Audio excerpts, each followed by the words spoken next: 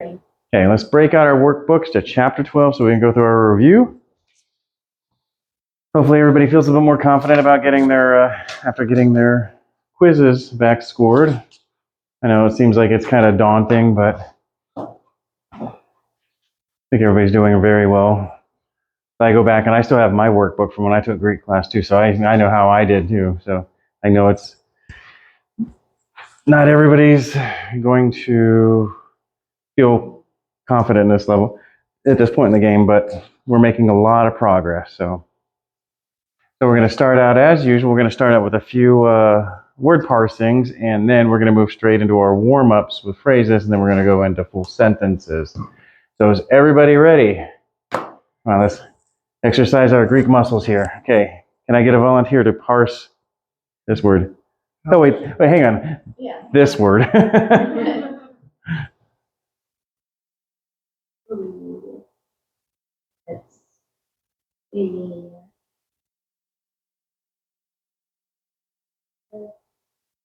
Mm-hmm. Mm-hmm. Good. Correct. Yeah, that's a big thing. Your big clue is if you're missing your sigma, you know you're going to be in neuter, nominative, singular. Yeah.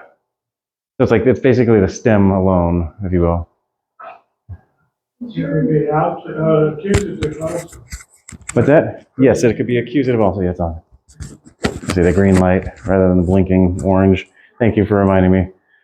All right, great. That's a great job, Rachel. Thank you. All right, next word. Anybody want to take a stab at this? Tie. Nominative. Plural. Oh, no, love. Look up here. Sorry. Yeah, it looks like it did skip. Hang on. No, yeah. Oh, here, I'll let you go to the one you're looking at. Okay, there you go. Oh, thank you. Tie. Nominative, plural, feminine. And it means they, females. Yeah. And what's the lexical form?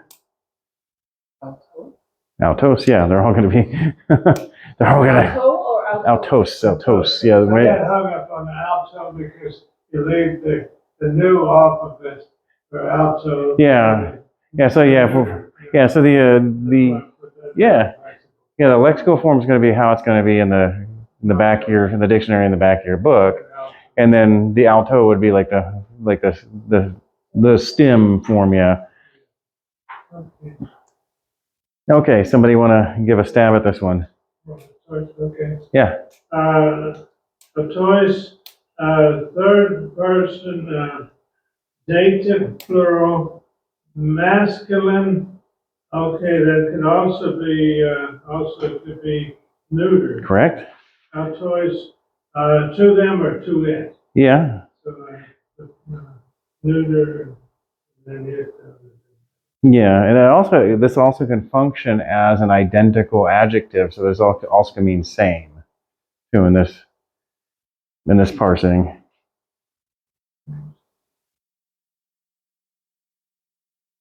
Like if you want to think of the word like automobile, so you'd have same, like almost like it drives itself, but it's yeah. So you have like a little bit of extra definition in there. Okay, anybody? Now let's just go and skip ahead to this. Mm-hmm. Which is the first person plural.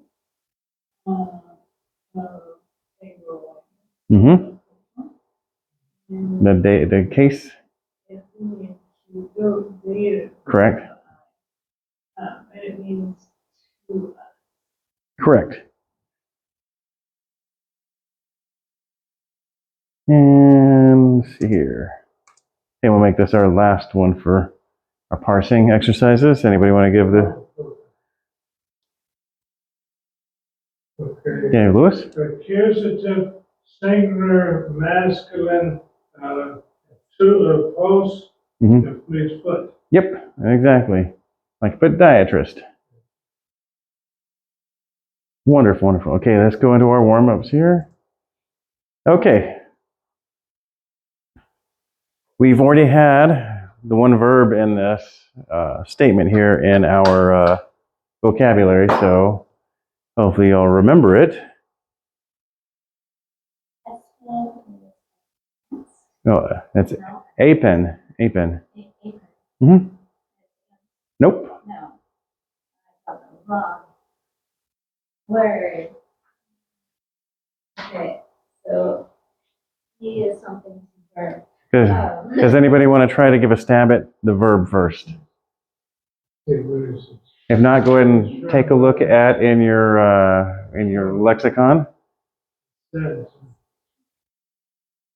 What is it? But then, while somebody's looking up their lexicon, looks like, okay, where do we have our subject here? It's Altos. Yeah, okay, this is right, because we have a nominative. And this would be, how do we parse that and give us the clue as to what this means? It's in the masculine. Mm-hmm. It's he. Correct. And then, so we have over here, we have our little subscript iota, so we know that's going to be in dative, right? And then we also have our eta here, kind of gives us a little bit more clue. Mm-hmm. And then so we know it's feminine, okay, and then it's dative, so we know that's then going to be to her. Now we just got to figure out that verb.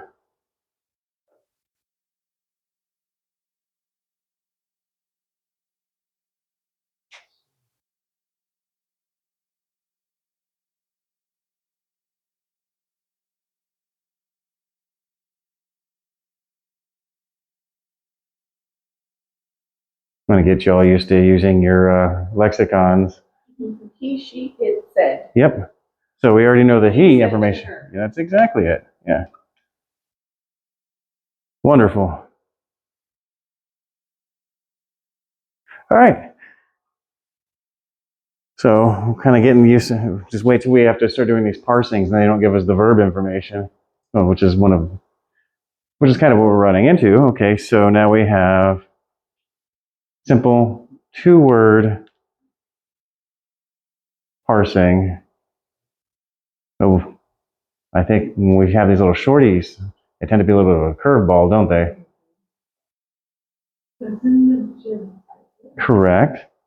So then we have to remember what the translation of huper is in the genitive. Behalf of. Yep, exactly. So this would be in behalf of whom? Excuse me?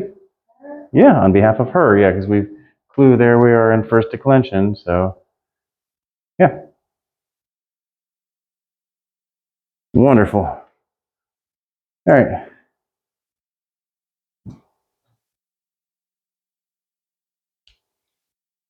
Okay. Yep, the teacher. Good. Altoon, the plural, dative, plural, genitive.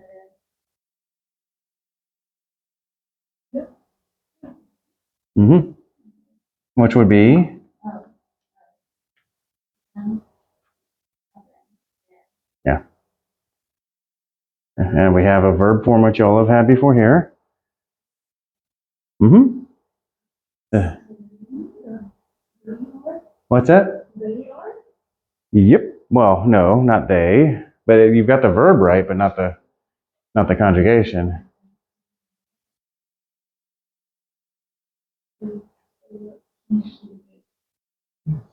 Oh, yeah.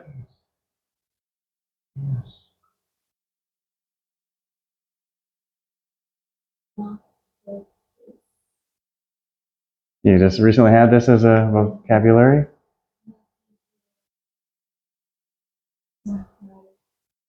Nope.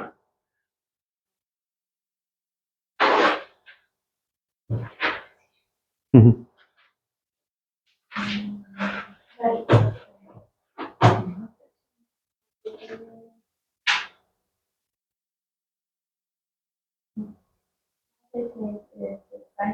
Yep. Disciple. And dative. Okay, you know it's a dative if you got an iota in there somewhere. But we do have the circumflex. Yeah, genitive. Okay, so that's first person singular his. The teacher there, he is, disciple, his. Does that make sense? No. So let's figure out what. Is the disciple, the teacher is the disciple. He is the disciple's teacher. Uh, Teacher.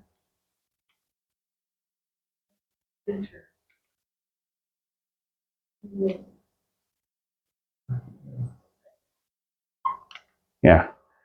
You're gonna have to do some juggling around to. You say a disciple of him. Yeah, you could, yeah. Is the disciple of their teacher Mm, not correct? see, this is. Do you remember we have postpositional pronouns? So we want to throw the pronouns up front. So their teacher. Well, it's actually like be more like this. It'd be here is his disciple. So we always, yeah. But these are technically not prepositional. It's just remember, like pater su, like your father. So instead of having the pronoun up front in Greek, they tend to put it in the back. So if the autu was right after the masculine, could it then be the teacher himself? Or would you put it in the vowel? yeah, you could if you had this. Oh, sorry, that in front, and everything else not there. Yeah, but if you it was an arthrous, meaning you didn't have the article there, it would just mean his teacher. I think of that makes All right, let's do one more warm up, and then we'll get into full sentences.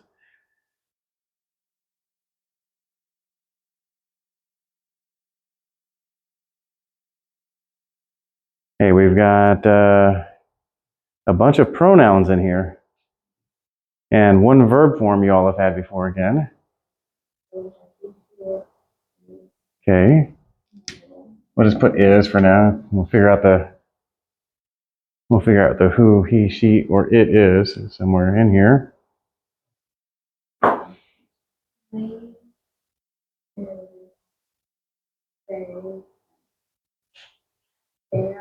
No, yeah, to them typically. Yeah, to. Actually, no. I gotta hang on. I'm brain dead here. Yeah, to. You can say that again. Yeah, I don't know if that's plural. Yeah, it is. That is plural. I'm doubting myself. Okay, now do we remember what this word is? Yes, Ruth? I see should be plural. Are. Okay. And we have this weird word here. This was a vocabulary word a number of weeks ago. And you're going to run into this all the time in Greek. What? Yep, you're right. Oh, yeah, forgot. Yeah. Or.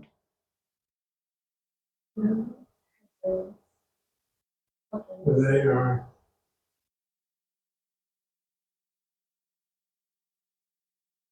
Okay, this was just a this week vocabulary word. So, what's that? Hey, Yes, exactly.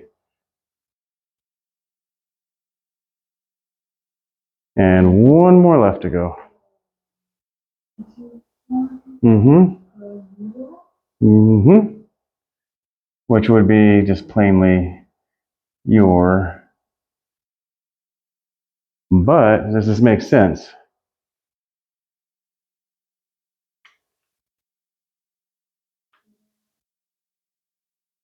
Or to them are feet your.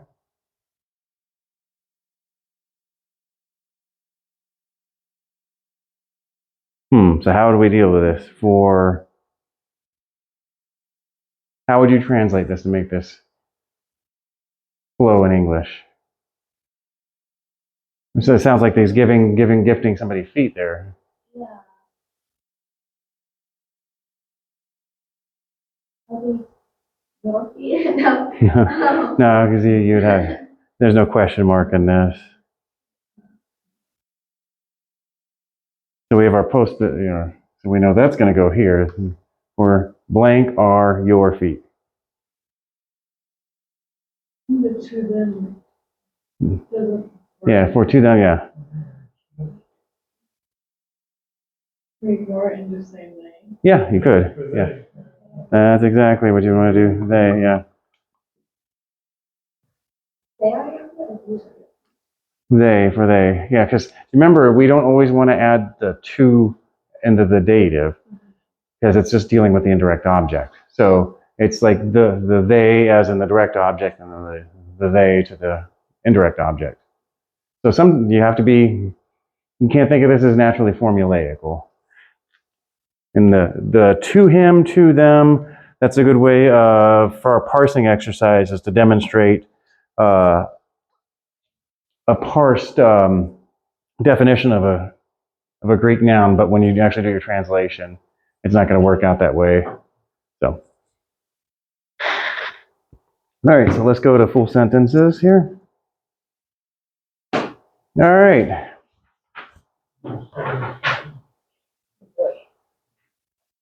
And we have our verbs already in place, so.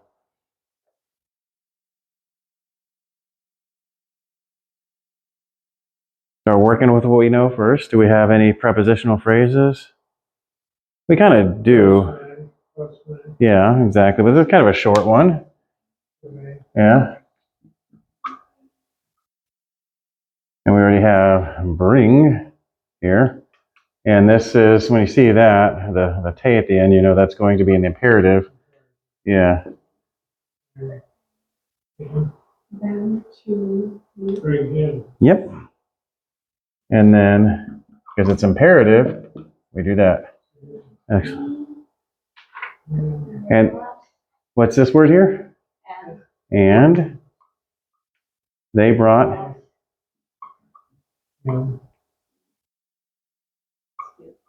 Yep.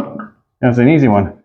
Looks daunting because there's a lot of text, but it's not really much, is that?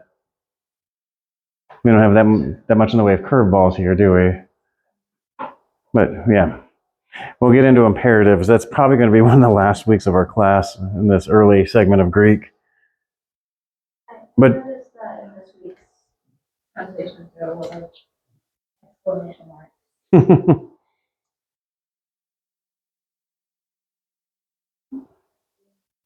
okay. Yeah, we already have our verb forms in here. Okay, we have another one of those weird postpositional statements that Paul loves using in his letters. Right here. Yeah, exactly. So this is going to go over here.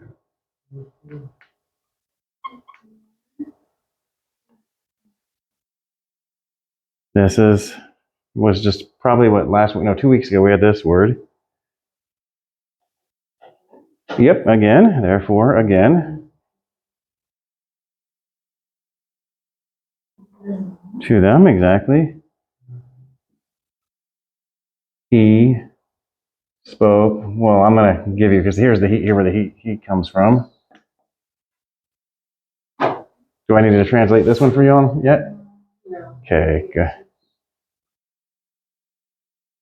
And we already have this saying.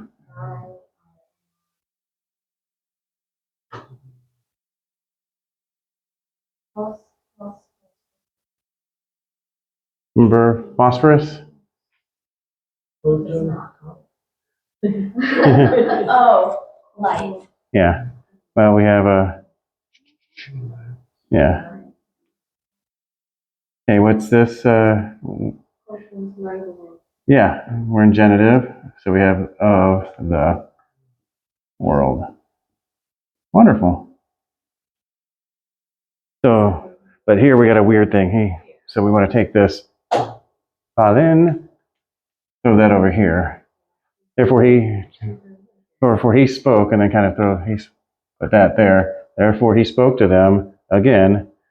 Well, you actually want to do this. Probably put Jesus. spoke to them. Yeah, therefore Jesus spoke to them again. I am the light of the world. Yeah. Yeah, saying, I am the light of the world. Yes. Therefore Jesus spoke to them again, saying, I am the light of the world. See how you have to kind of jumble things around to make it make sense in English? Yeah. But that's normal for translating from any language into another, right, Lewis? Yes. Right, Miranda?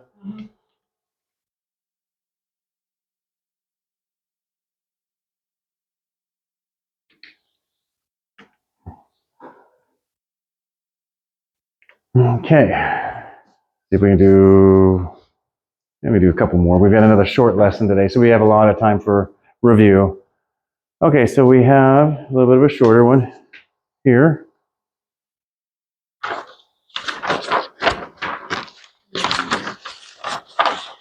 Okay, sorry, what was that, Rachel? Okay.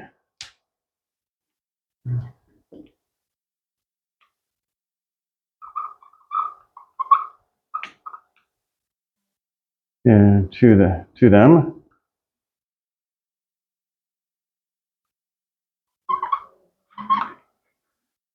Okay, and we had this just a week ago. And remember, this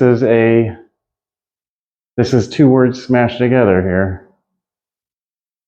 This is a crassus. What? Not one. Yep, not one. Or there you go.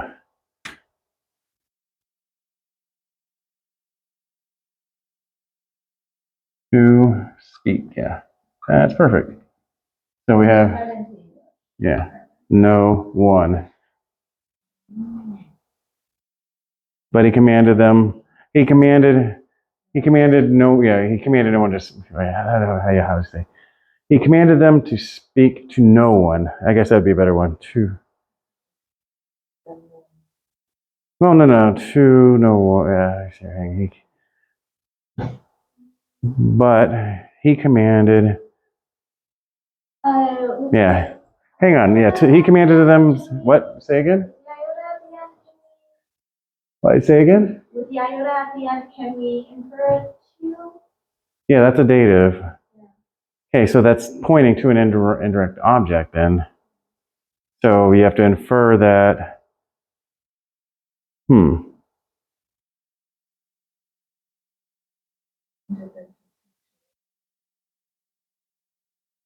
Yeah, that would be that'd probably be the more appropriate point because I don't know. This is kind of a weird one. You can almost say that because these are both in dative, that can mean, but he commanded to them that no one to speak. This is weird because this is in the infinitive form. Yeah, I don't know. Yeah, the notes here I have said is, and he commanded them to speak to no one. And I can see where this would be to no one would come from here, the dative. So I would say that's probably the better translation. Several times Jesus said, well, don't tell anybody about Yeah, exactly. Especially like after you just healed somebody, go show yourself to the priest and be clean, but don't tell anyone what happened. All right, let's see here. We have enough time to do a couple more. Okay, so we already have the first words here for you. They prayed.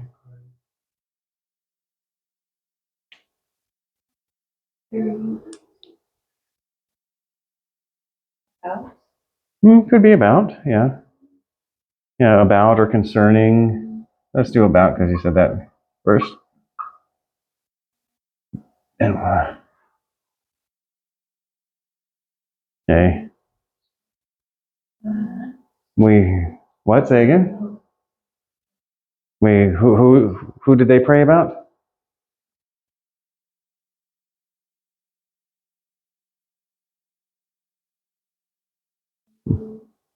I heard you, Miranda. You almost had it. You almost had it. Say, what do you think this means? There, Well, what case is this in? genitive and plural. Or genitive plural, so it would be, yeah.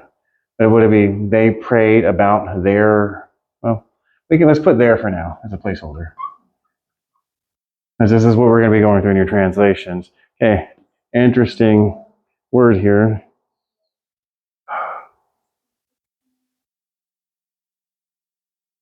How?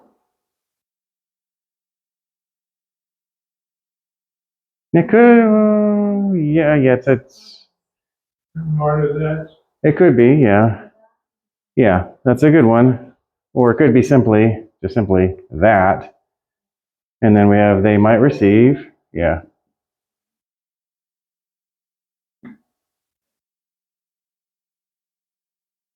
Yeah, we have to put in a,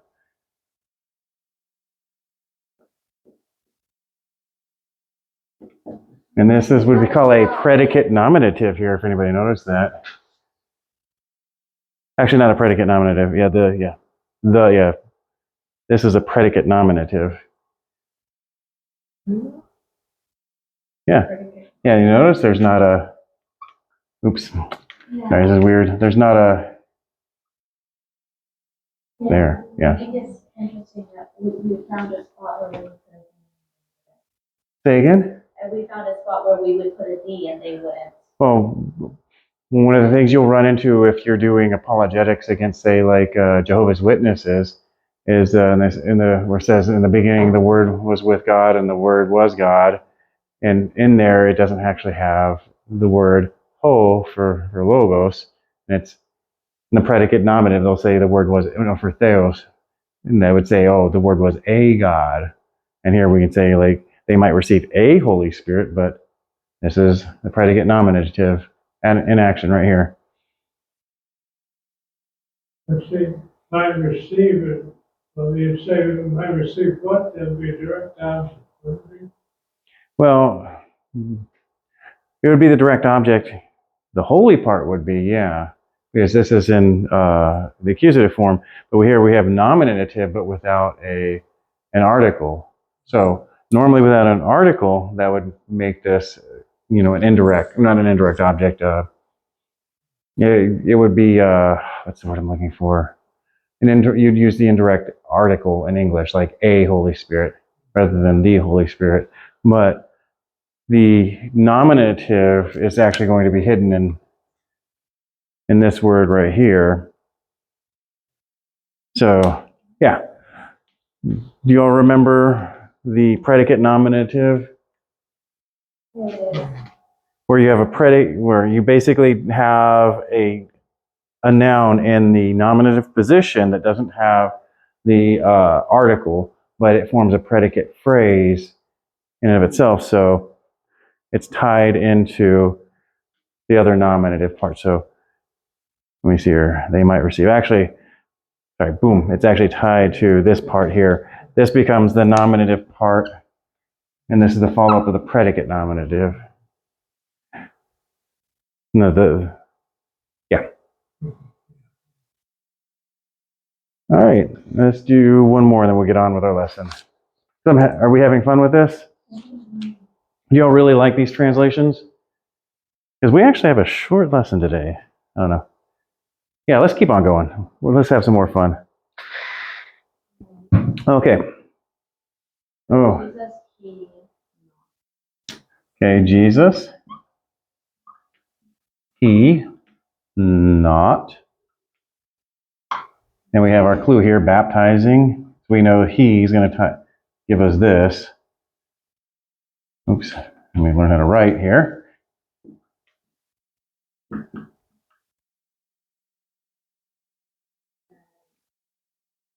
This was just a vocabulary word today. What on the quiz today? But this is an elision. Remember when you have when it ends with a vowel, but the next Yeah, so then we drop that last alpha. But, or where? Yeah, but.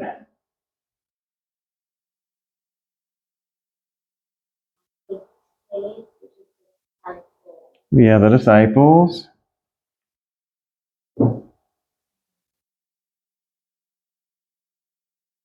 Of him, or just plainly his, yes. Okay, wow. Jesus, he not baptizing, but the disciples, his? Now, just make it the intent of himself. Boom, yes. And I thought you would catch that. Yeah, that's the identical, Jesus himself. Or, as remember, we don't have the giving us that clue. So when it's an arthrous, it becomes reflexive. Jesus himself not baptizing, but the disciples, his? Ooh, that kind of sounds clunky still, right? He said, when, Yeah. Oh, see, good point. Yeah, was. As we have our past, well, that's actually going to be in our, what you're going to learn is aorist form. Oh, Jesus himself was not baptizing, but the disciples his? Because it's not that But, grammatical sense for it. The disciples were yeah, so you want to take it, so, but the disciples his, so you have a contrasting, so you can take this, throw this down here, but the disciples were, and you want to take that his, and then trade out the with his, because we don't always necessarily have to have our, what do you call it, our article in place. And then,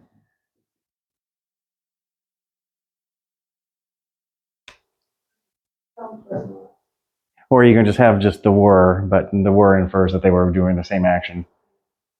So you can just say Jesus himself was not baptizing, but his disciples were baptizing.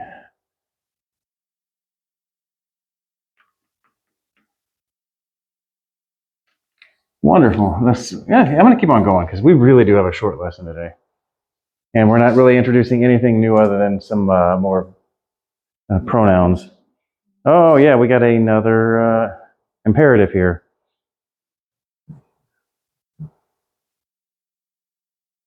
Okay, we already know, yeah, believe.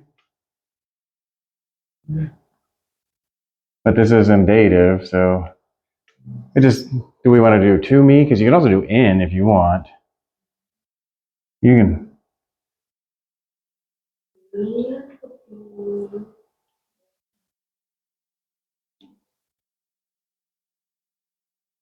We just had this, yeah, okay. Okay, then we know this is I, this is in. Then we would have the in implying dative, the father, and, but we're still missing hoti. So that, see, good. That, I and the father, and the father, and, yeah, and me. And there's that, what do you call it? That's my brain dead on the emphatic pronoun. not. Yeah, if not, exactly. If not. But it's actually but if not. Yeah, but. Sorry?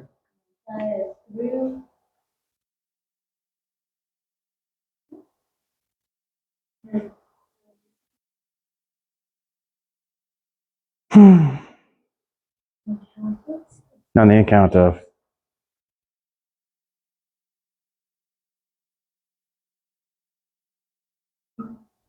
A lot in this little word, huh?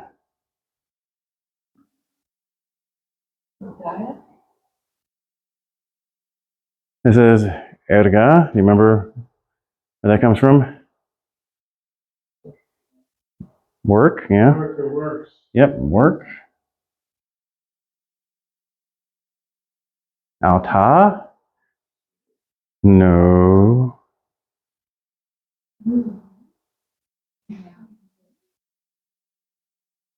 Well, yeah, because it's it's that reflexivity again. This is our clue here.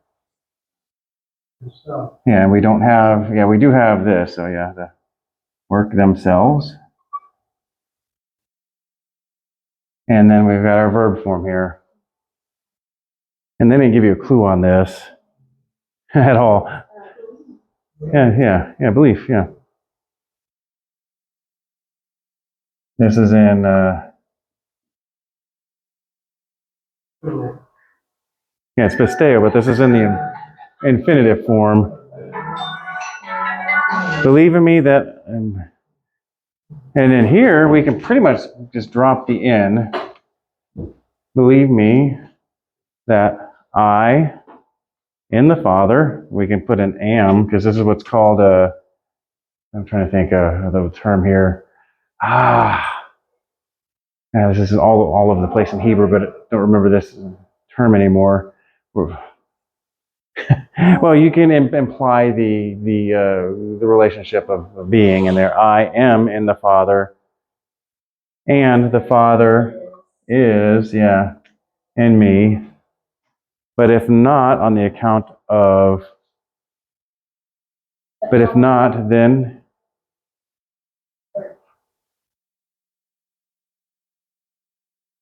but if,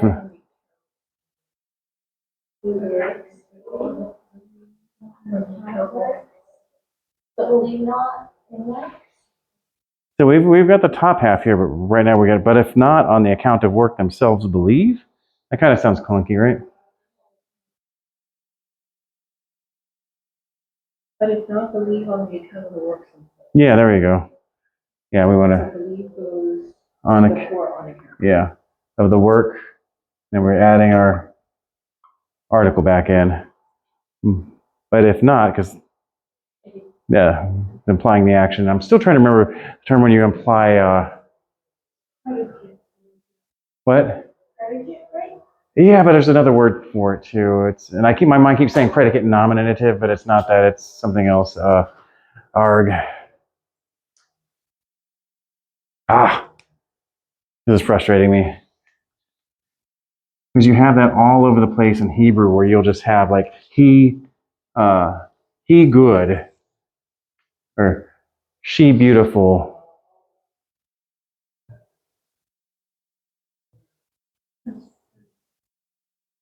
If I remember, I'll put it in the email, but I'm not, or it's probably gonna hit me like right at the end of class. All right, so we have a big sentence here. I urge. Yeah, but the but is a postposition, so we, but.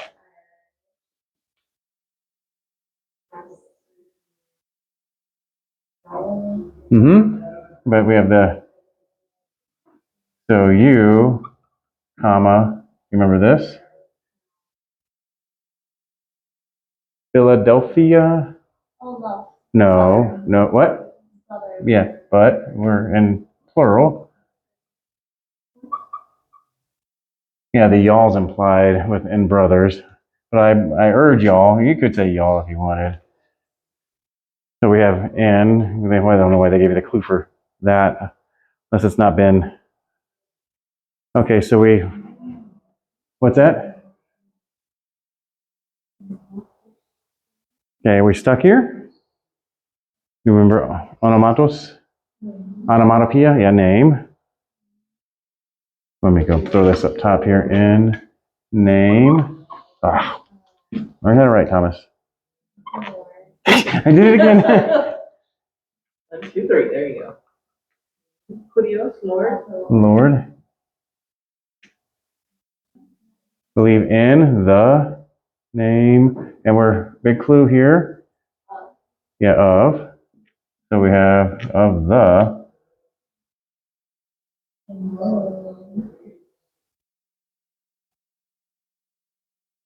Clue here, and here. Our. And then this is, if you don't know this by now, shame, shame, shame on you.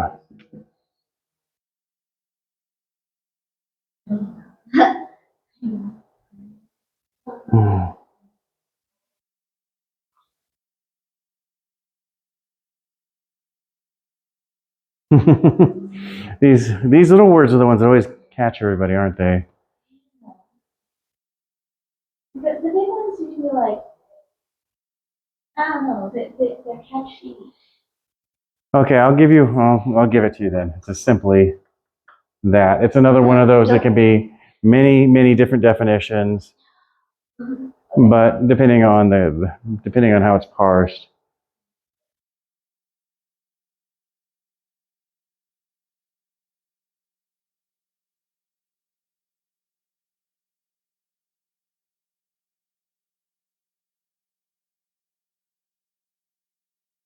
That it, you say, yeah, all. But we had an interesting function of how to use altos, and it was one of your questions in your quiz. Unfortunately, everyone got this one wrong.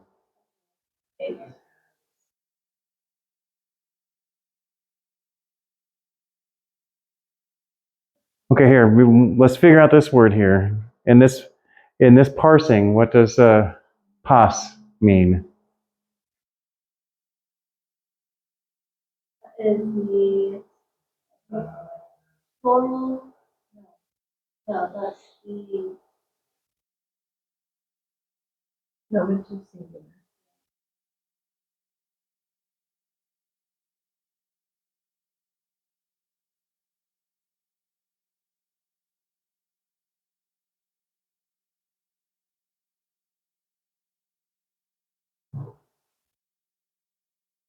Okay, so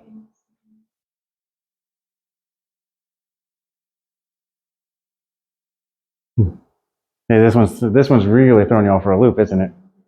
Okay, so I'm gonna give you a clue here. This here is gonna get thrown between here. You all say. So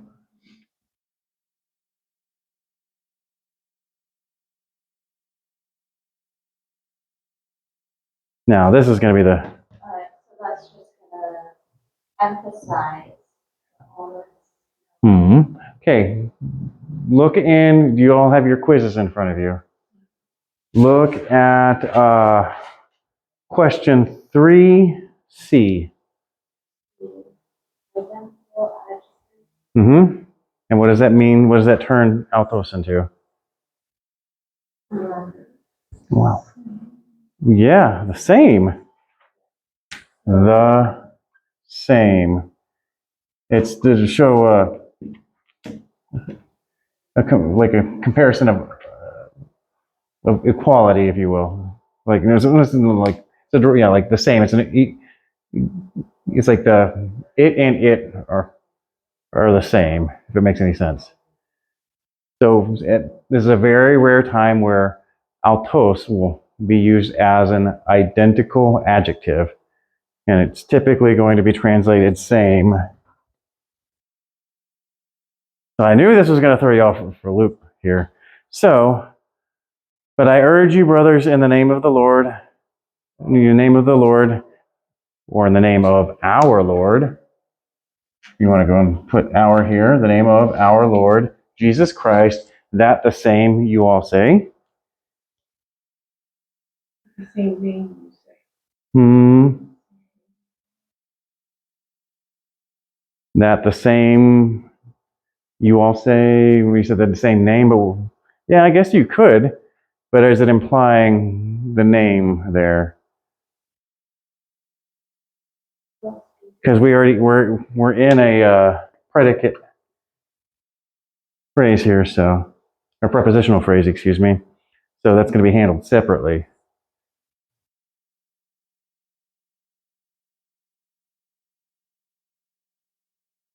So what's in the nominative here?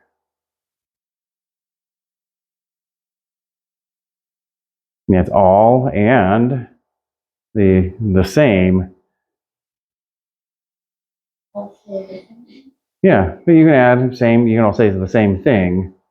Yeah, you know What what? does nominative mean again? It's the object. Okay. Yeah, yeah. This is well. This could be actually both nominative and accusative. So I would say in here the same thing. Yeah, this would be the accusative format here. So the nominative is going to be in the verb form. You all say. What did I say? Might want to add thing in here because a lot of times alto in the neuter is going to be translated as it, but it can also be that thing, the thingamajig. Can you give that it to me? Which we're going. This ties us perfectly into the lesson we're going to be getting into. Yeah, well, in English, if you're saying, hey, look, I know we're late to school. We're going to be in trouble with the teacher, but let's get our story straight. So we say the same thing so we don't get in trouble. We wouldn't say, you kind of get what I'm saying with to make it sound and flow more natural into English. I understand. I understand what you're saying. I don't understand how it relates to that. To what? To the sentence we're trying The what? to translate. To the sentence we're trying to translate. Well, here we have to alto is in that identical adjective form, but it's also in the neuter, either the neuter masculine, well, not neuter masculine, the neuter nominative or accusative, but the way it's flowing in the sentence, this is going to be in the accusative. So normally, to alto would be it. But here we also have the identical relationship. So that itness is still in there. It is still implied. So the same it would be more flow the same thing. And you missed it. We've got a very rare identical adjective here, which implies sameness or an identical identity relationship between the object and the accusative. Yeah, if maybe like something like the message where you're more going rather word for word into like thought for thought. But this is where you're seeing where it's nearly impossible to have a direct word for word translation of Greek into English. And where the root of most theological disagreements come from. This is what my translation of the Greek says. Oh, this is what our translation says, and ours is the better translation.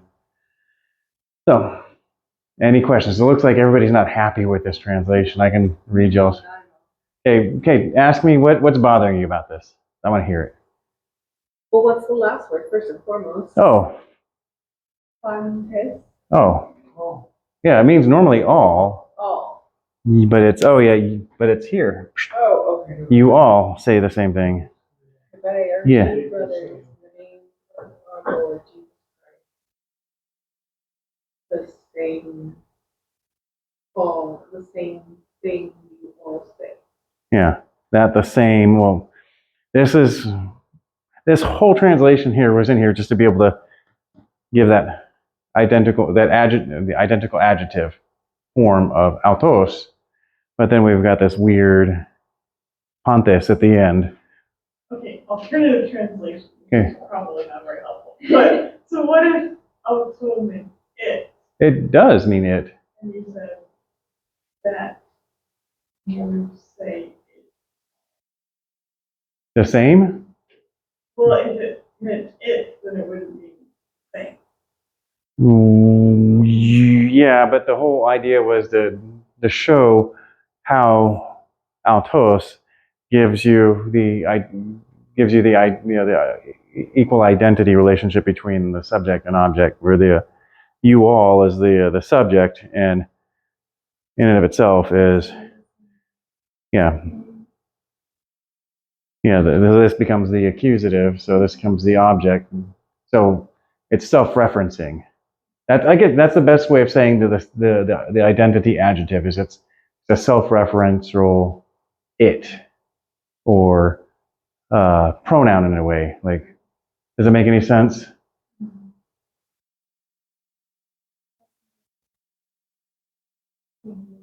There's no thing there. Well, the same it. So you have to, yeah, but yeah, you say it to say all of you. What? How did you translate that, Ruth? That you say it. But you would have to still have that sameness implied, because yeah, I see that you say in order that, because Enoch is also be in order that, so that you all. What if you could argue like that? That you say all the, you say it all.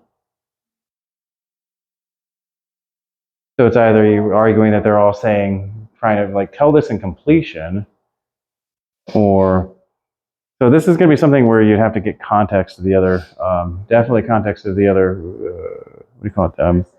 Yeah, that are in front and behind this. Okay. So that being said, let's just. This was a tough one here, but as I said, this is, I can guarantee you, this whole translation 7 was just to show that identical adjective function. And how do we know that these are identical adjective functions? It's mainly because of translations of Greek into other languages, and see how the translators have done throughout the centuries. And I'm not just saying like the biblical text too, could be something of like, could be Plato translated into say Latin or something of that nature. The reason why they get the idea of how you can have that identical adjective form of autos. Where are we at? Okay. So we are going to be in more pronouns this week. So we're in demonstrative pronouns. How did it still more pronouns? Because Greek loves to use their pronouns because they're an inflected language. That means you're going to get a little bit more out of it, but also they provide a lot more grammatical function than English does. And you can tell that from all the confusing conversations me and my wife has, because she loves to effuse her sentences with pronouns, and I have no clue what she's talking about a lot of the times. Like to keep you on your toes. Yes, but in Greek, it's not as ambiguous. Well, it seems like it's ambiguous after we just translated that last sentence, but I think, yeah. But the interesting thing is Greek is a highly synthetic language. All the parsings give a lot of grammatical function, and in English we dropped a lot of these case endings and such. So we have to use context as more now to understand what our grammatical function is in English, like the context of the word order or things that preceded in previous sentences, or and in Greek, once you get into the verbs, we're going to find out that we have a lot of aspect and mood to deal with. And you're like, oh, what's that? Which we do deal with that in English, but it's just a lot more sharply defined in Greek. All right. That being said, so what are demonstratives, right? Anybody know? They show stuff. Yeah, that's exactly it. It's this and these, or that and those. It's basically, we want to say they're words of extension you're pointing at and saying, hey, look at that. And hey, what about these? But not this. And the two different, you know what the difference between a this and a that are? The distance. You got it. Near, far. This, that. And in English, our demonstratives are not inflected for case or gender, but they are for number, being singular, plural. You know, this marker, these markers. And they can function as a pronoun, so that is mine. It's a stand-in for the projector, which actually the computer's mine, that is mine. So instead of saying, I didn't want to get into that, or it's an adjective, so that car is mine. So that point in time, you're modifying car, an adjectival possessive, if that makes any sense. So it's not just a car, it's that car, that specific car. Okay, and here are our two demonstrative, hutos and akanos. Hutos is our near, akanos is our far.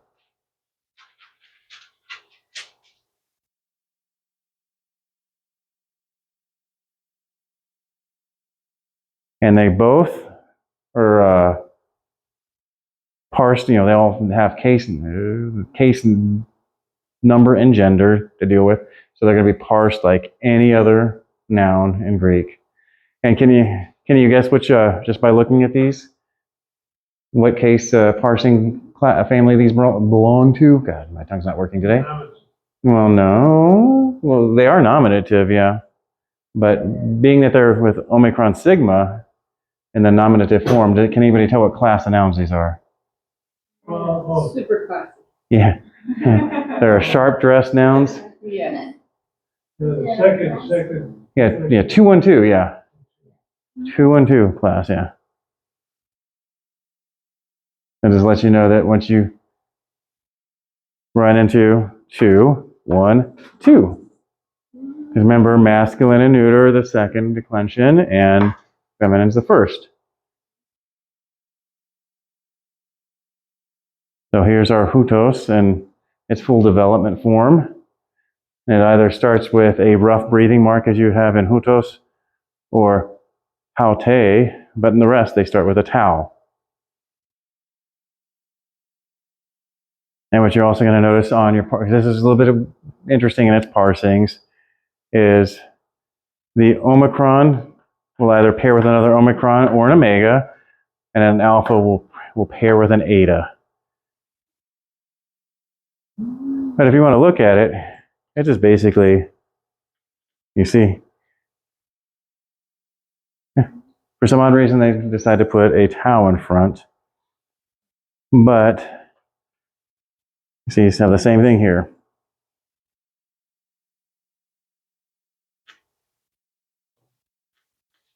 So would you think that hutos would be actually the stem, or would you think it would be something like a tutos, being that it's the most common form?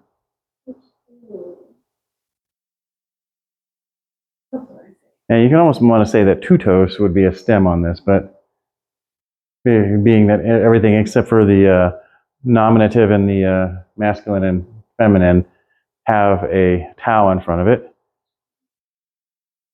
and also in the plural. A little bit confusing, huh? That's the way I try to remember, is like that it was hutos, but it was also tutos. That tau is always going to be there, because a lot of times you'll be running into your translation and you'll see tuton and you're like, oh, I don't know that word, because you memorized hutos. So I've made a little note to myself about the tau. I think when I did my card back in the day, I did this to remind me, or actually, no, I'll take it back, not there in the parsing. So I didn't buy the pack of cards that you would get with the package. I made my own. So that's how I memorized this, to know that, oh yeah, tautes out of hutos. And it's something that might help you all out to memorize this paradigm.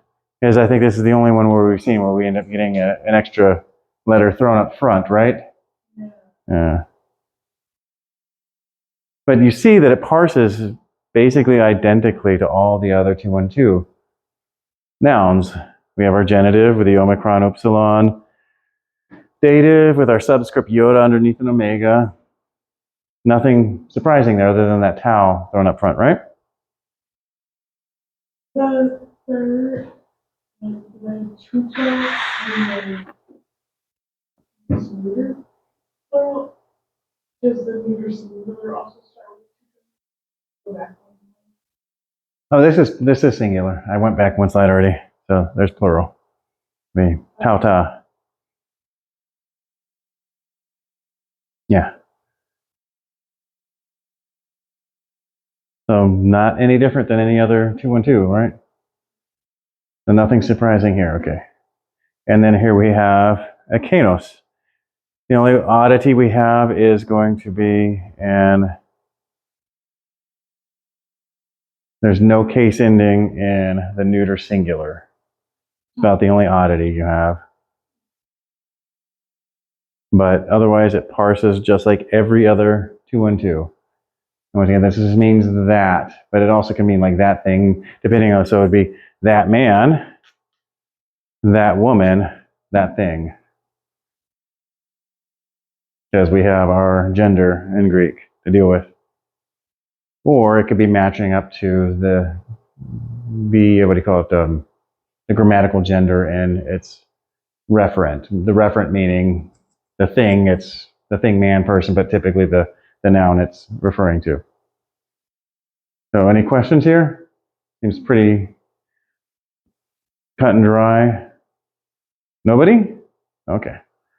Okay, then this is the same thing in plural. So this is exactly 212 format. And then, all right. So, what? I'm reading. Yeah. So you can add other words based on the translation. So you can have hutos standing alone, but we know that this is this man, depending on if the context is talking about a person or this one, if it's talking about something of a grammatical gender, but it's talking about an object like this one bookshelf. So it can function as a pronoun in all these forms. Ikani, those, this plural format here in feminine, those women. So sometimes you'll have this alone, just as a standalone, a canine, you're like, those what? And our case ending is going to give us the grammatical clues here. Or a personal pronoun, so you want to say, this, or this this means, they're me not knowing how to write again.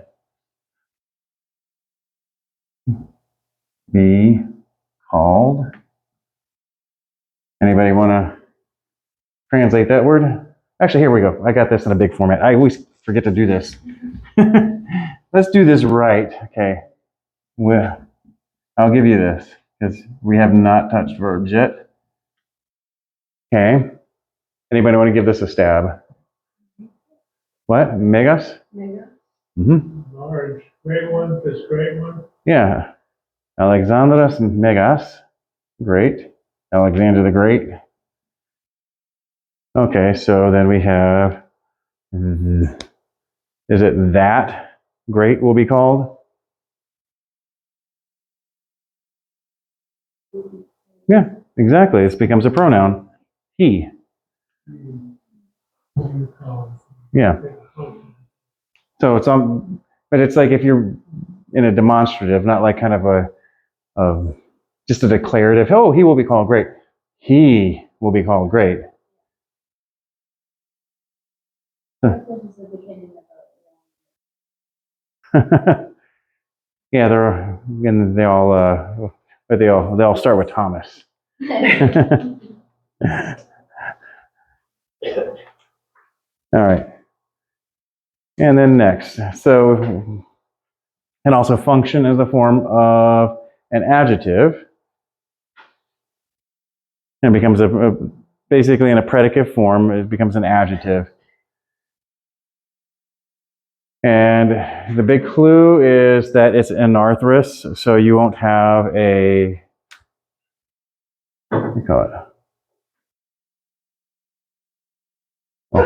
Hos, autos.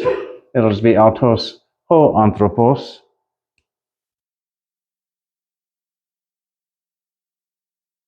Here. What? This man. Yep. So, whoops. Or me not knowing how to write again. Just simply this man.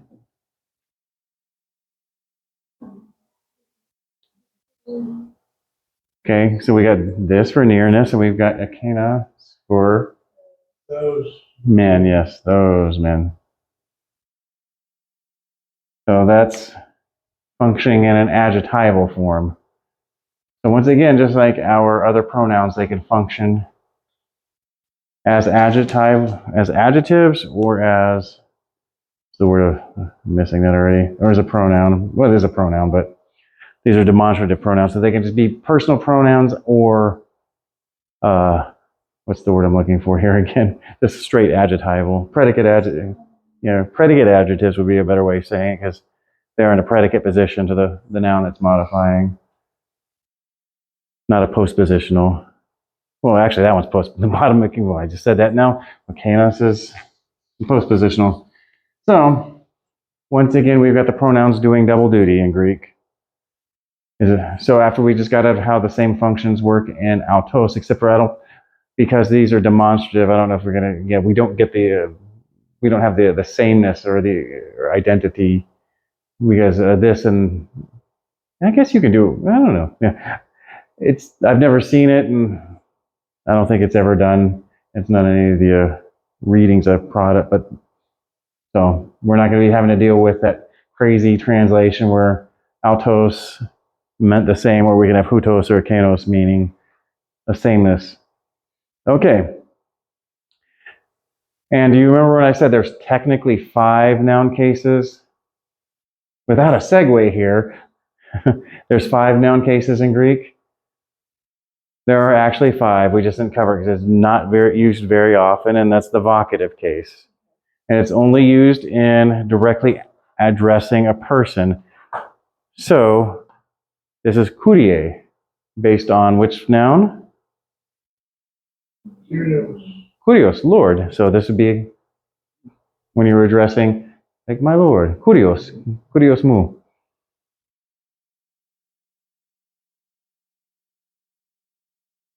And in this plural form, Andres, would be like men, or gentlemen would probably be a better way of saying that.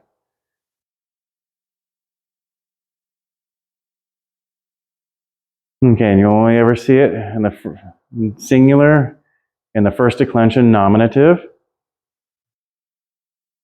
or in the second declension. Do you remember what the second declension was? For men. So first declension is for women. So suche, we like saying so. Sounds weird. Addressing self. Second declension, anthrope. Was it going to be something like men or gentlemen? Or human. Oh, the humanity. That's almost what that translates into. Or in the third declension, the stem, it'll have a stem and an ablaut. Do you know what the ablaut is?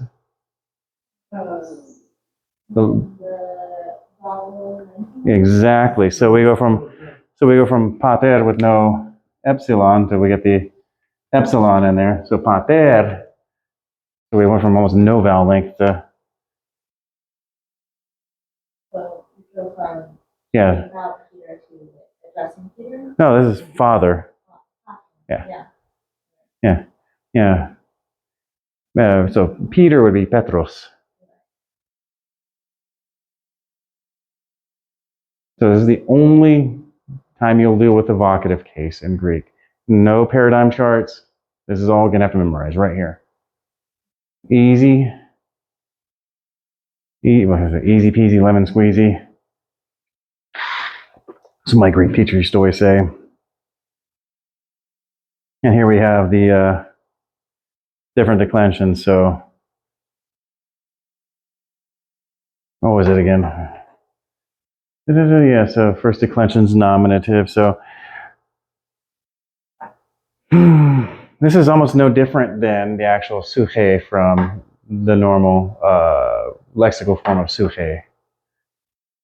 But you move from anthropos to anthrope, and then from pater to pater, or pater.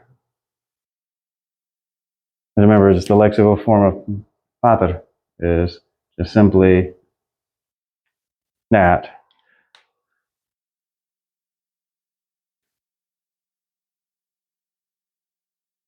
Okay, any questions about vocative? I've got looks of uncertainty on faces out there.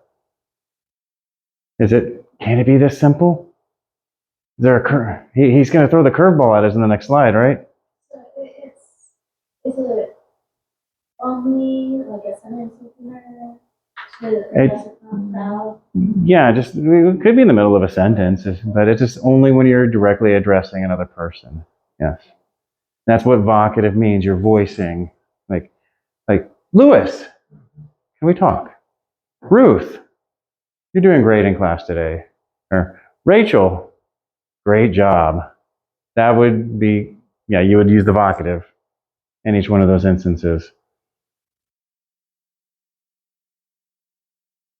But in English, we kind of have to have that little bit of pause, if you will, to kind of like, Rachel's doing a great job. And then, Rachel, you're doing a great job. So, and it is that simple. I'm not kidding. There's no curveball after this because There's no like a mouth conjugation or anything. no, that's just it. That's just it. So that's just it. Like, so the first declension, that's female. Second declension, male. Third declension are your weird words. Remember that, and this just means they ablaut, meaning you have a vowel lengthening somewhere in there. And how's that going to be for the rest of? Actually, I don't know.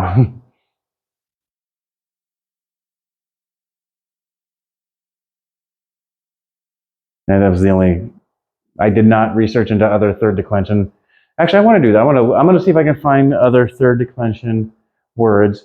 They give you, in the vocative case, they give you examples of ablaution, so you all know what to expect. And I do apologize, I didn't have this in the lesson. So, all right. So, degrees of adjectives. And so this is dealing with something where you had, in biblical Greek, it was at the time of Koine Greek, where the Bible was written, Koine was going through a language shift. All languages shift. There's no such thing as a language that has stayed static over a large history of time. So what you ended up having was adjectives going, well, we have positive forms of adjectives like large, comparative, larger, typically larger than, and superlative, largest. There's none larger than this, so it's largest. So what you had going on with Greek, the positive stayed the same, megas, so this meant large.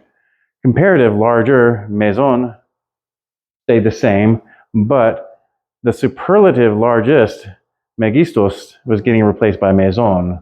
So you're not going to run into megistos very often.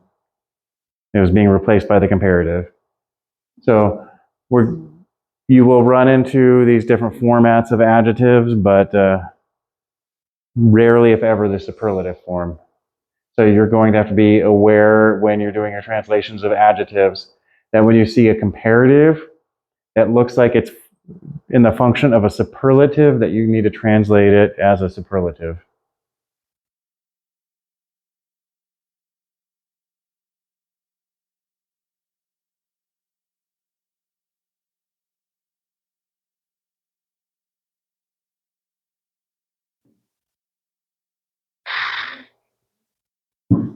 What's that? Well, think about it in English. Some people will say stuff like vigorous. So would they, so if they had the comparative, then it would be a choice.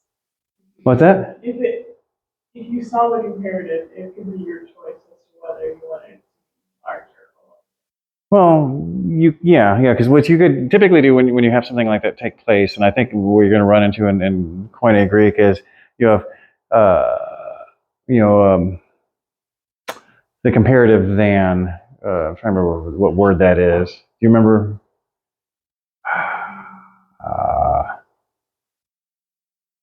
Well, typically, okay. So what you'll have a lot of times is the two things in place, like let's say, like Jesus maison tu Ioannou, Jesus greater than John, in a way of like like in the term of like I must reduce so he must become greater, and that kind of a relationship. You'll see that function rather than But if you don't have the comparison, like Yesu maison and nothing else, Jesus larger than what? Then that's where you would see the function take place. Where okay, they just started using the comparative rather than. And I think that's where the than that I'm using would be typically a genitive relationship. Jesus greater, Jesus larger, greater of John. So that's where you'll start to see that the difference. Yeah. So good question. I wish I would have had the foresight to put that in the lesson, but that's why I've got sharp students. Okay. And I mentioned this word earlier, acrasis. Do you remember what acrasis means? No, I thought you were referring to them. Okay, I'll give you some interesting English crases.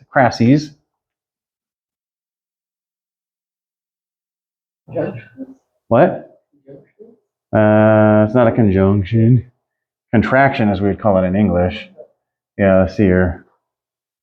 Can't think of any. I can never think of what do you call it? Of examples on the spot. That's another one. Oh, when you put two words together. Exactly. So we have this. Let's see. Yeah. So what we have is a crassus. We've already run into crases before because this is a combination of. Can anybody guess? I go. Exactly. Exactly. You just wish you knew how to say will now in Greek, right?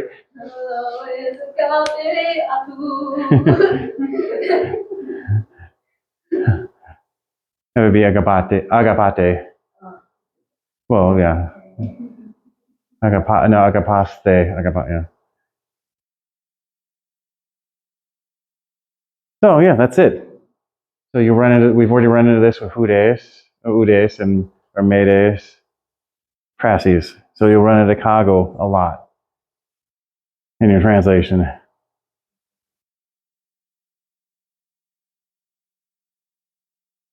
Okay. And then we're going to have a vocabulary word that's got, what do you call it, our declension chart built into it because it's got a funky declension. So this is going to be an oddball. Polus, much or many. Yeah. And once again, we've got, except in very few forms, we've got something that seems like the lexical form is missing that most of the other decline forms have. So we've got the double lambda in all but the nominative singular. Well, that is for masculine and neuter, but we've got it in everything else. So you would imagine that the stem would actually be just P, omicron, lambda, lambda. So this is where I sometimes make notes too, where I would put a stem form on the card to let me know that that's how it's going to decline in all the other forms. And then we've got, instead of a omicron, we've got an upsilon here. That's something we haven't run into in any other noun, have we? But this is still just a 212 with just a few exceptions. So it's an irregular noun. I'm sorry? They don't have the noun. Exactly. But it's interesting. So you get a lot of English words out of this. This is a straight transliteration.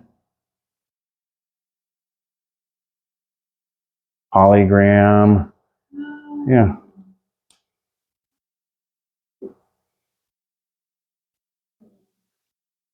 What's that? Yep. And here we are in our plural. So you notice that double lambda stem is completed in our plural. So this is why I say make a little note on your vocabulary card that this has the double lambda. All right. And so our little summary, hutos are demonstrative pronouns for near things, this and these, and akanos for far things, that and those. They can function as a pronoun. Their case gives them function, gender, number by antecedent. What the antecedent is referent. And they can weaken to a personal pronoun depending on usage if they're standalone. And they can also work in the function as an adjective, like that car is mine. So was there anything groundbreaking today? Or just like, more pronouns? Yeah, we'll be done with pronouns here very shortly. Okay. Does anybody have any questions concerning anything we've covered today? Everything makes sense to you all? Is it more fog or? Yeah, and it's pretty apparent when you see it, especially the Courier, because you'll see that is going to be very common. Used the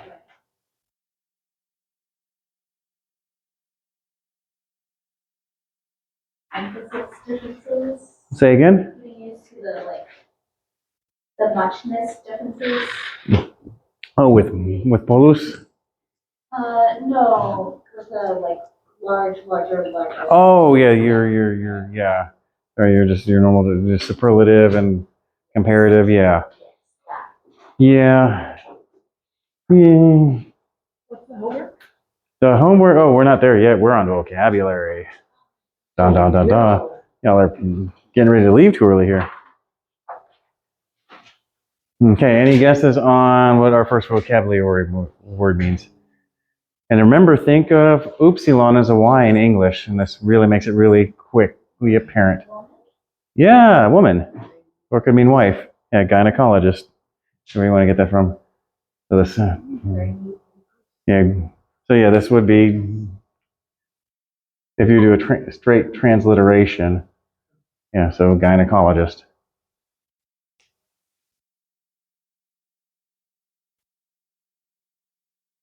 It can also mean wife too. Like, there's my woman. Okay. And here's a big old string of vowels. Dikai osune.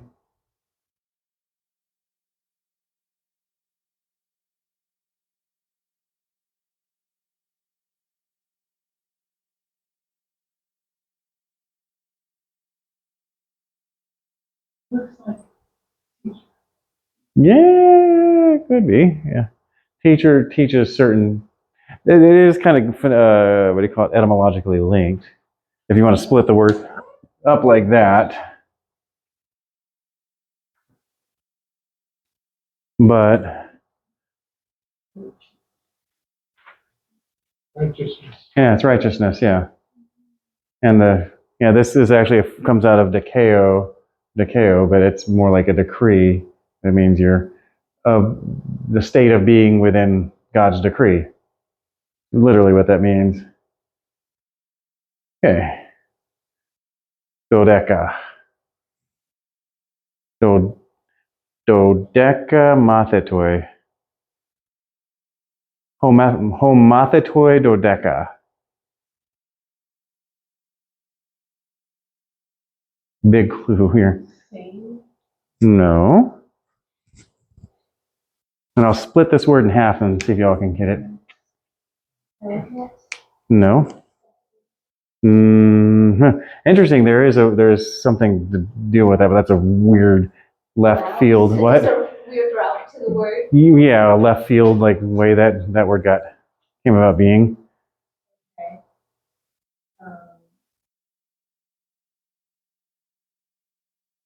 No. Here, I'm giving you the big clue. decade. Hoi, yeah, decade. Hoi mathatoi dodeca. Yeah. Oh, no, I had this wrong. Let me do this bit of it like a hoi apostoloi dodeca. The apostles. Hey, remember what Greek loves to do with its adjectives. So we're describing the apostles. Mm-hmm. And I gave you a clue with its adjectives. It has 10. Yes. 12. Yeah, exactly. 2 plus 10. Okay, so how is 12 related to decadence? Oh, okay. What did that? Yeah, How did that happen? because decadence is related to the word decade, and then like basically something the idea of like within a decade of good living that you end up taking on these what do you call it, deplorable habits, if you will, versus a sinful generation. This decade is yeah. Anyways, now there's a big clue in this one. What? Yeah.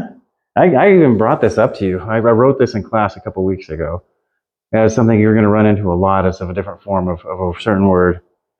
And this is a crassus too. Well, it's actually not a crassus. Well, it kind of is a crassus, but it's you run into this in the personal pronouns. Yeah, this is split here. Yeah, exactly. But do you remember?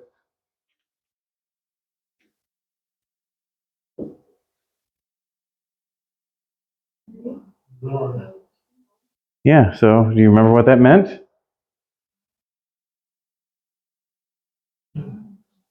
Yeah. Or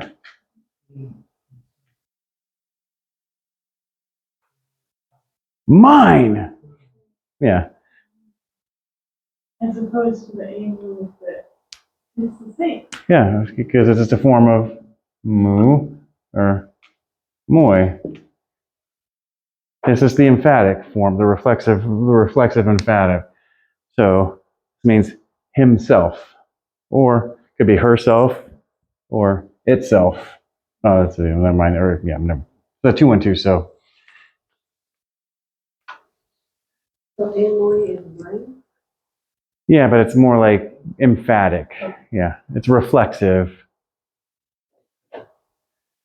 So here's the thing: it can never be used in the nominative form. So that's why our lexical form is in the genitive. It can never be eautus. It's eautos. Because it's not, you can't have reflexivity in the subject. Reflexivity is always going to be dealing with an object or another grammatical function. Okay. So in the plural, it can also mean ourselves or yourselves, and it inflects exactly like autos. So if you want to just look at this as a reflexive form of autos, that's just great to use. So as I said, you're going to be running into this word a bit. Okay, and next word. Hello. It can never be out. Yeah, well, eotos, yes. Okay, we already know this one, ekenos. Singular, that man, woman, or thing, or plural, those men, women, or things. Yeah. These simple. Had this for, Yeah, but you got to look at the diacritics. Have you had this one? we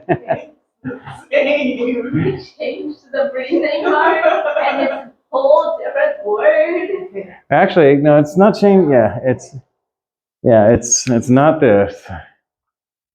Yeah, it's not the. Is it the equivalent of, What? uh, No.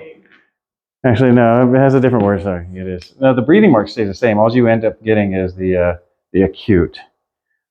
So it's not. Hey, it's hey. Yeah. And you run into that a lot in other languages. Like in Spanish, you have this word and this word mean two different things, right? See, So it's not anything particular to Greek. What's that? One of those is yes and one of those is not. No, it's more yes. emphatic. Okay. No, actually, no. One means yes and one means what? This means yes, right? What does this mean? If. Yeah, it means if. It means if. Yeah. Si tú quieres. Si tú quieres. Yeah. If you want. Yeah. Oh. I have school with my wife on Spanish. You do. Mexican first. Okay. First time I'll never forget. All right. So this simply just means or. Or. Yeah, or. Okay, So how do and you- does this This come means hey. for like all? Is it specifically with the? Acute. Yeah, you've got the rough breathing mark and the acute there. So, or is that the soft breathing mark? Yeah. Is this No, that is specifically yeah. with the ana, or is this? No, that's the soft breathing mark. Yeah, sorry. Yeah, I did have that wrong. So yeah, it just that. Or does it count for also the alcon? Oh, you mean can you have a version of this word with an omicron? No, it's only going to be in this form. How do you pronounce it though? Just a. A. Yeah. No, it can be used in the form of than. Oh, that was the word. I was like, I knew it was in there. In your comparative. Yeah. Remember, yeah. Oh, sorry, I messed that up again. Yeah. Maison A. Maison A. Yeah. And without that A, it would be superlative. My bad handwriting. Forgive me. Okay. And we've had this one before. Does anybody remember what this means? Oh, that's I love. No, yes, I love. And me. Oh, and I. Yeah, and I. Okay. Yeah. Funny that you mentioned and me because there is a form.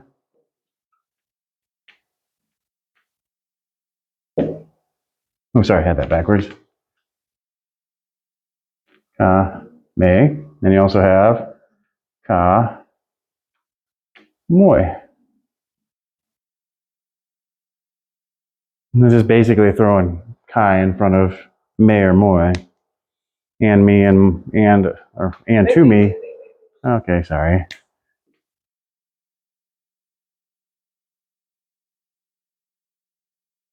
And these are undeclinable, so you don't have to worry about noun charts. Because you're not going to have a kauto. I don't think you ever run into that. Or kumin or kumin. It's only with the personal pronoun or the first person personal pronoun. So kame means and me. Mm. And kamoy means and us. No, yeah, and to me. That's in dative. Yeah. So just if you want to like just the different forms of ego in the first person is all it is, and just slap a ka in front of it, and drop that that epsilon, and then move your breathing mark over is all it's really doing.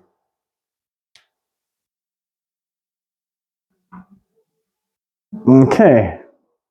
Next. Anyone want to take a stab at pronouncing this? curious. Exactly. And this word is used hugely in the Sermon on the Mount, many, many times. Exactly. What? Blessed. Yeah. Blessed or happy.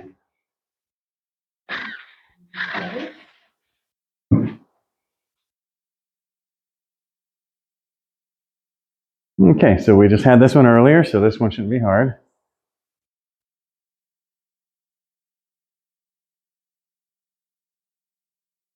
Oh. Oh, big. Yeah, well, large, great, yeah, all those, yeah, exactly. And, Police. well, that's where the word comes from, yeah, but that's not what it means.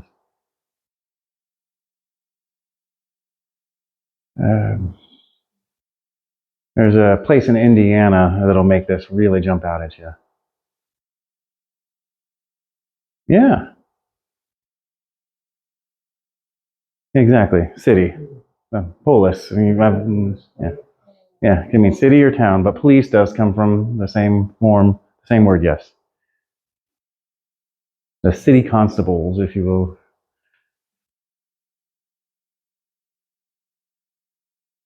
Okay, and we just had this one earlier, so much in singular, many in plural, and as an adverb, so if this is modifying a verb, it means often.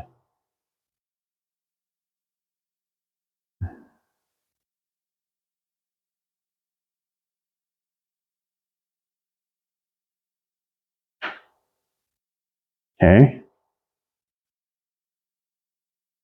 The short words are always the hard ones.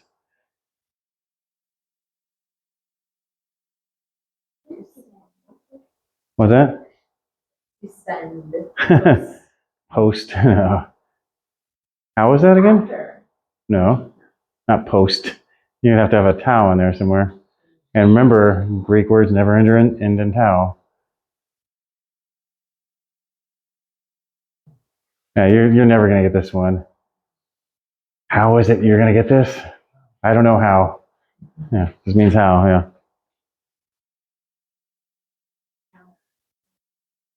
Okay, final vocabulary word for the day, Simeon. Work with? No.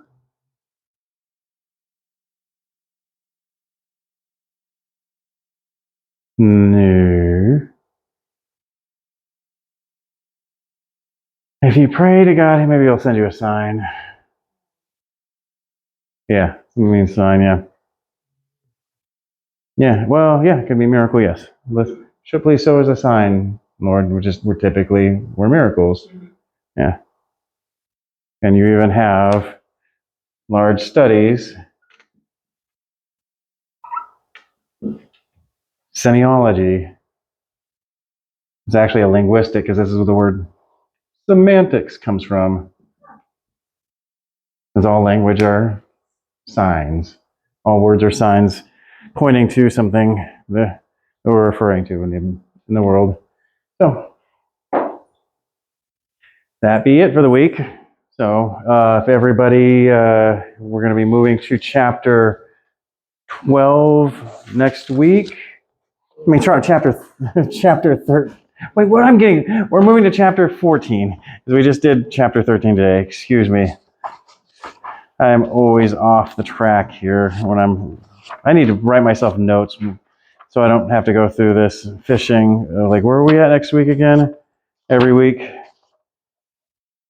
And your workbook assignments are going to be. Okay, I know. So we have one.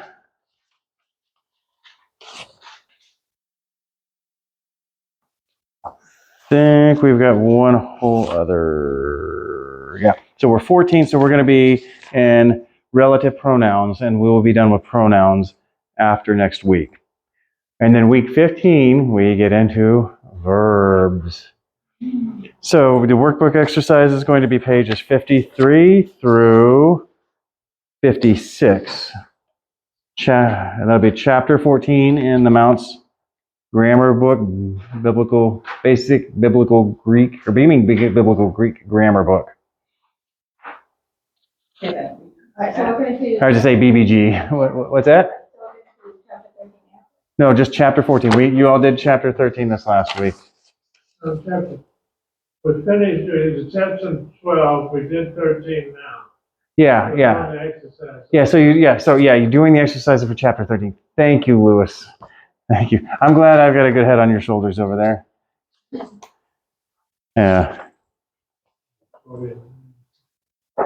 So yes, but we will be covering chapter 14 in class next week. So read chapter 14 in your Mounce books before.